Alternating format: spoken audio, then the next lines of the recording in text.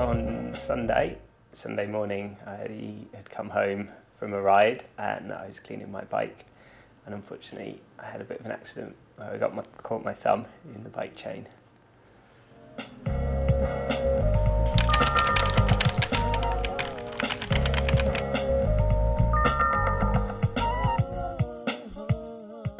My flatmate had bought a new van recently, so we put it to good use by racing down to the local A&E, and he'd been there only a few weeks before, a month or so, with a different accident, but to the same ward, so he knew exactly where we needed to go. So that was good, very helpful. He dropped me off and talked about, on the way he's a skateboarder, so he's had lots and lots of knocks and injuries and was quite good at just taking my mind off all of that and that it'd be fine.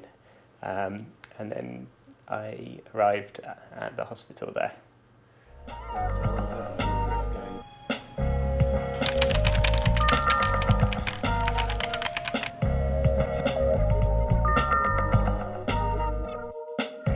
It was just for a moment when you're sort of told, okay, just sit there, and someone will see you. There was no sort of indication of a time frame at that point, so it was a bit like, this could be like 5 minutes or it could be an hour. I wasn't quite sure.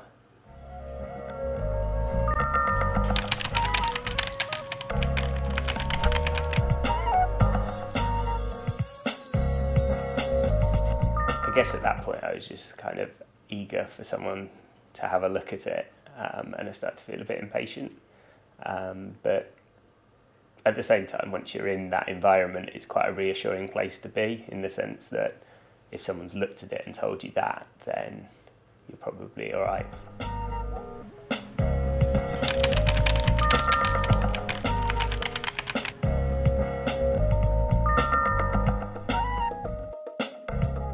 It's fairly simplistic, but probably and easy to say, but it felt like the weight was unnecessary in the first instance. But other than that, there was a little bit of breakdown in communication between a few people, but when there's so many people involved, it's hard for everyone to know exactly what's going on. There was one particular nurse at the start. He just was on the first day, that was clearly, he just had a good way about making me feel like he was paying attention to the case or somehow overseeing it. When there were a lot of people, you know, he had an eye on what was going on, although he didn't seem to be formally involved. He did a double check at one point, but other than that, you know, he was just kind of overseeing that.